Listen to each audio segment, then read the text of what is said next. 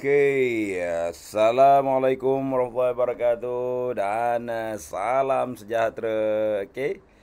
So alhamdulillah kita dapat bersama lagi pada malam ni insya-Allah untuk berkongsi sedikit pengalaman, pengetahuan dan juga upgrade kita punya orang kata ilmu dan juga experience dan pengalaman dalam safety ni. Dan malam ni kita sembang santai aja. Berkaitan dengan teamwork, bagaimana kita nak kuatkan teamwork kita, bagaimana kita nak orang kata memperkukuhkan safety dalam organisasi kita dan seterusnya menjadikan safety itu tanggungjawab saya dalam organisasi. Itu yang cabaran kita juga. Kenapa? Bila kita lihat berlakunya macam-macam situasi, macam-macam keadaan dekat Malaysia ni, especially orang kata kemalangan berprofil tinggi ni, okay, dia sebenarnya menguji. Menguji apa? Pertama sekali menguji bagaimana kita public ataupun masyarakat melihat safety tu. Dia juga menguji tentang kematangan safety tu dalam organisasi dan juga dalam Malaysia ni juga secara umum. Okay. Dan secara tak langsung juga ia juga melihatkan bagaimana kita melihat nilai kepada satu nyawa tu. Itu pun penting. Dan satu lagi yang amat penting juga adalah bagaimana kita belajar daripada kesilapan itu. So that's why tuan-tuan dan puan, kadang-kadang bila berlaku kemalangan, berlaku sesuatu tragedi dalam safety itu, ia adalah sesuatu yang amat mahal. Itu adalah sesuatu pengajaran yang amat tidak ternilai harganya, kerana juga especially bila melibatkan nyawa. Tetapi isu dia bagaimana perkara yang berlaku seperti itu menjadi pengajaran dan juga menjadi orang kata pembelajaran kepada mereka-mereka yang terkait dengan safety ataupun terkait dalam membuat keputusan berkaitan dengan safety. Contohnya, bila berlaku saja kemalangan, semua nak menyalahkan safety officer. Which is shows, nombor satu, yang bagusnya dia dah ada awareness lah. Awareness nak menunjukkan bahawa, safety officer ni rupanya ada kerja safety officer ni. Betul? Salah satu lah, kalau we take it positively. Tetapi indirectly juga, sekiranya netizen ataupun public masih menyalahkan safety officer atau safety practitioner, sedangkan kadang-kadang orang yang terlibat dalam safety ni, tangan dia pun terikat, mulut dia pun terikat, tindakan dia pun terikat kepada management. So therefore kita kena faham, at the end of the day it go back to the leadership of the organisation. Cuma dari segi safety and health, memanglah tugas safety practitioner untuk menasihati. Bila menasihati tu ada limitation. Dan kita tidak bolehlah nak blame the responsibility and accountability to the person who advise, especially bila advice itu masih bergantung sebahagian besar kepada management untuk decide. Betul?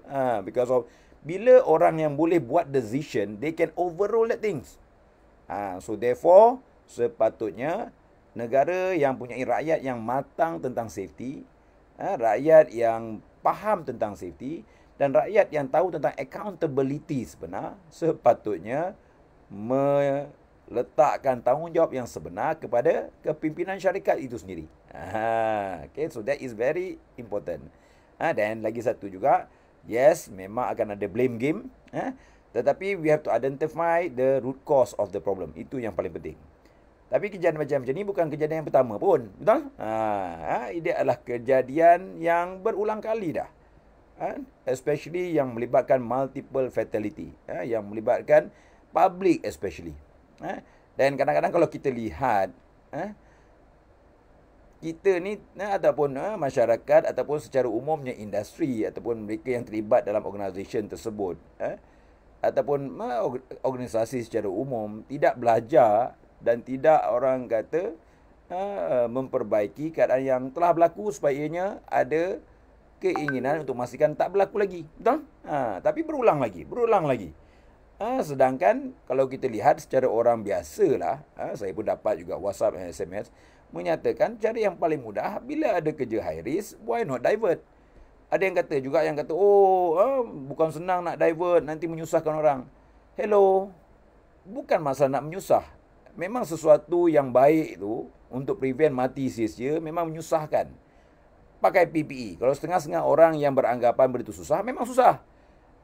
Tetapi kalau menyusahkan itu boleh menyelamatkan nyawa yang nilainya lebih tinggi, why not? Betul?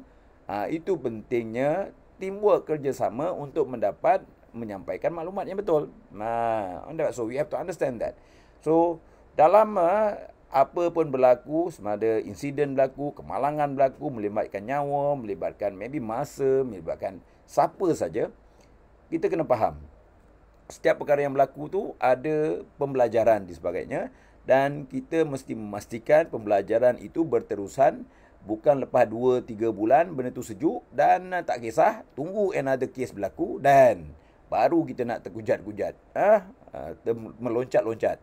Dan yang bestnya, bila berlaku kemalangan high profile macam ni, semua menteri nak pergi dekat site. Hello, kau tak tahu ke bila kau pergi dekat site, kau menambahkan lagi risiko dekat site tu? Kan? Bila kau pergi dekat site ni dengan berbodong-bodong pegawai kanan ikut, dengan escort lah, betul, all that part, you are putting more risk on site. Nak kata tak cerdik pun ada lah juga. Faham tak? Nak kata orang kata mengambil kesempatan untuk mempopulariti diri ada juga. So kita kena faham dalam keadaan krisis, dalam keadaan kemalangan, sepatutnya kita bertindak dengan lebih bijak. Kan? Tak payahlah kau menteri ke orang tinggi-tinggi tu nak pergi dekat site, kerana you go there, anda tak menyumbang apa pun. Makin menyemak dekat site, makin menyusahkan site nak jaga protokol, dan menyusahkan juga, menambah risiko lagi. Kerana kita tak tahu siapa lagi akan berlaku kemalangan, dan menyusahkan lagi keadaan site. So kita kena faham bagaimana nation, bagaimana pemimpin, bagaimana politik dan juga organisasi menghadapi sesuatu krisis, menunjukkan ketamadunan dan kematangan sesuatu bangsa. Menunjukkan ketamadunan dan kematangan sesuatu negara. Menunjukkan kematangan dan ketamadunan sesuatu institusi kepimpinan itu. Okay? So that's why dalam teamwork, we need a leader who are smart enough to make smart decision for everybody. Okay, bukannya berlaku krisis, engkau terjun dekat tengah-tengah krisis, betul, dan menambahkan risiko kepada orang-orang yang follow tu. Faham tak? So, let it be handled by professional. Let it be handled by independent party. Let it be handled by those who are, orang kata, be able to give an honest opinion, bukannya nak mengcover line atau mengcover sana sini. Okay, betul? So that's why when we are involved in the teamwork, it's very important to have a sincere and smart leadership. Seorang leader yang bagus tak semestinya ada krisis kau terjun kat tengah tu. Kadang-kadang anda pun bukan orang yang akan menyelesaikan masalah. Kerana apa? Ada orang yang lebih pakar, maybe tahu apa yang sepatutnya dilakukan. So that is also part of the teamwork, and part also leadership who lead the team. Okay, so that's why in here kita kena faham, tuan-tuan dan puan-puan, leadership is not only about position. Okay, it's not only about position, then embrace the position. No. Dan juga kadang-kadang cuba nak dapatkan mileage dengan krisis ataupun situation. Okay, leadership is about examples. Leadership is about how smartly you maneuver the resources and optimize the resources and minimize the risk to others. Betul? So that is where kita kena faham. Zaman dulu-dulu pun, saya bagi contoh yang simple. Bila ada berlaku contohnya peperangan lah, paling simple, betul, antara dua yang akan mewakili duel. Because why? Mula-mula sebelum perang akan ada duel. So sebelum berlaku peperangan, kita akan ada duel, contohnya 3 orang. So setiap pasukan akan hantar the best team available for their team. Kau tak hantar ataupun tak hantar top management untuk pergi terjah kat tengah-tengah tu. Betul? So we have to, because why? Bila you terjah macam tu, dia akan involve more risk and involve crisis juga nanti. So that's why pesanan saya lah kepada pemimpin kita ni, orang-orang yang ada kedudukan sebagai pemimpin, sebagai leader ni, tolonglah gunakan akal yang cerdik sikit. Jangan jadikan any crisis situation sebagai tunggangan kita untuk dapatkan mileage, sehingga anda meninggikan risiko pada diri anda dan juga orang-orang yang follow untuk memanaskan anda. Faham tak? So kita kena faham tu. Therefore, berlakunya satu krisis, untuk kita step back sebentar dan relook dan make sure memastikan bagaimana nak pastikan benda tu tak berlaku lagi. Dan kadang-kadang satu juga, kita kena faham tuan-tuan, bila kita ambil sesuatu tindakan yang tidak popular, sama juga dalam safety. Dalam kita punya organisation ke, dalam negara pun, bila kita nak menegakkan sesuatu polisi yang maybe tidak popular, menegakkan satu, orang kata, tindakan yang tidak popular, tetapi ianya perlu. So we have to stand by it and have a principle to protect it and embrace it. Contoh dia apa? Sebagai contoh, dekat traffic light. Kita dah tahu dekat traffic light tu banyak kenderaan dan amat bahaya. Dan dekat situ pula ada orang jual asam boy lah, ada orang jual air lah, betul. Yang pernah kita jumpa, maybe siapa-siapa yang pergi keluar negara dunia ketiga dulu, faham tak? Berada dalam keadaan itu. Yang sekarang negara-negara yang ada tu pun dah tak buat lagi benda macam tu. Kita pula dah mula buat. Dan yang bestnya pula, ada juga kaki-kaki yang support benda tu. Oh, orang nak cek rezeki lah. Oh, orang nak dapat sedikit duit lah. Oh, susah masa ni lah. Hello. It's not about only having money. It's about safeguarding the safety of the people and developing the attitude of the people.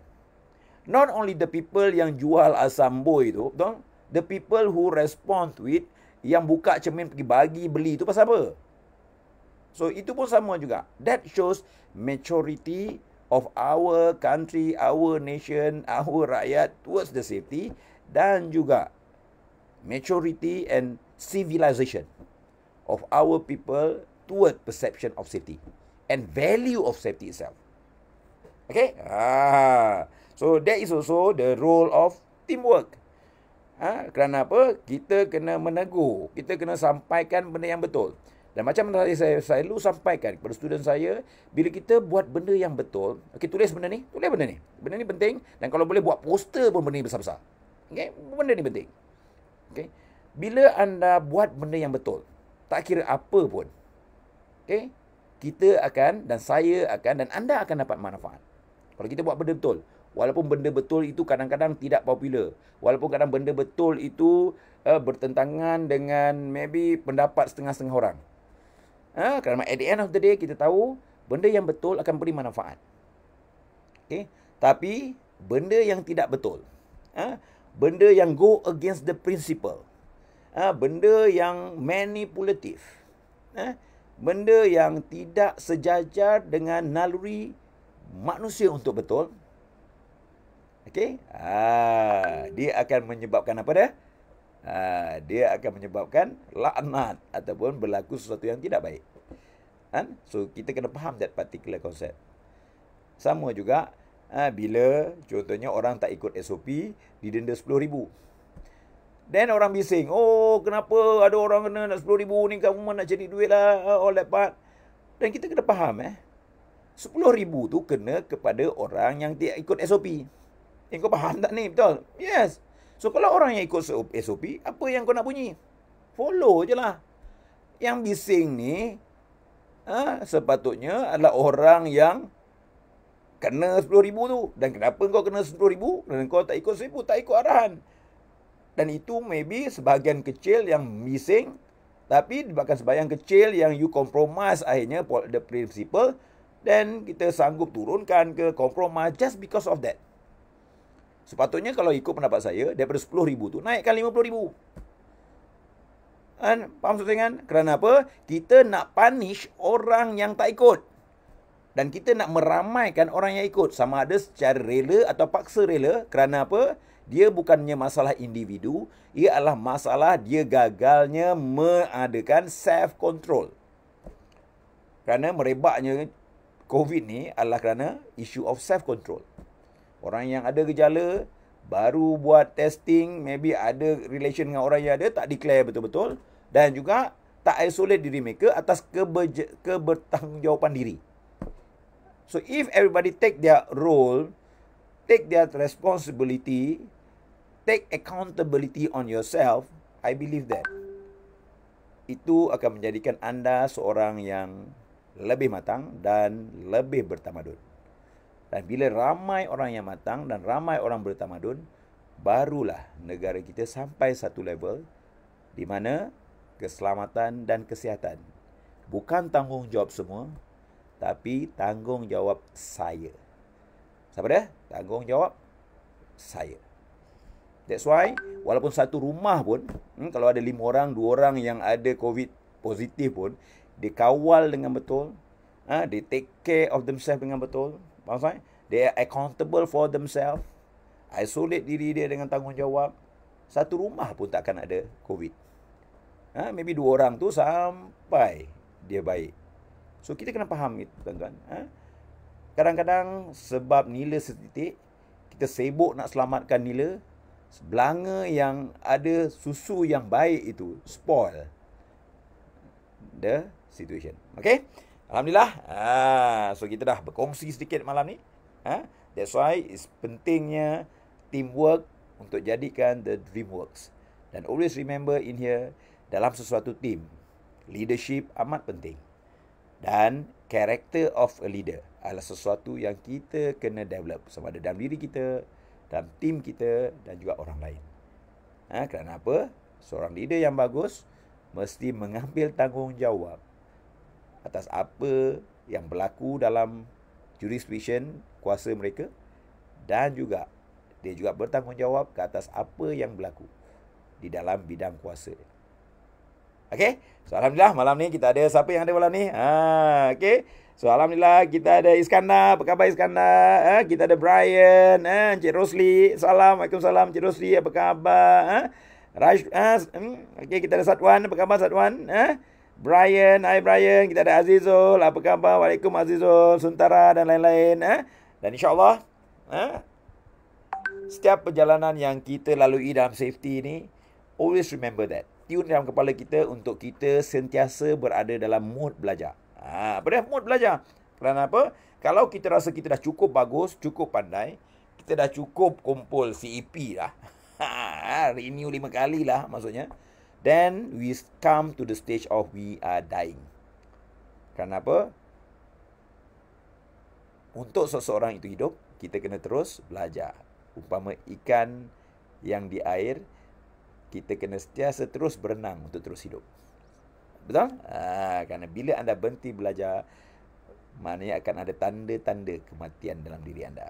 Okey, boleh? Okey, good. So, insyaAllah kita temui lagi. 2 malam akan datang, kita akan share lagi the power of it. Dan juga saya ucapkan tahniah juga kepada mereka yang akan join session kita minggu depan. Alhamdulillah, ramai dah ada daftar untuk kita pelajari apa metod baru, apa teknik baru, cara kita untuk empower safety committee kita. Kerana maklumlah, dalam COVID-19 ni ada safety committee yang meninggal lah, yang pengsan lah, faham tak? Yang mati beragan lah, faham tak? So therefore, kita perlukan teknik baru, taktik baru, cara baru untuk empower safety committee kita. Kita perlu juga program-program yang high impact untuk stimulate safety committee kita. Faham tak? Kerana apa? Safety committee adalah tim yang memerlukan guidance daripada orang yang kompeten dan orang yang ada ilmu bagaimana nak membentuk mereka. Okay? So, kita kena belajar juga how to make the team work. How to make the team work together to the same objective. Okay? So, jumpa lagi. Stay safe, stay healthy, and stay excellent. Okay? Bye.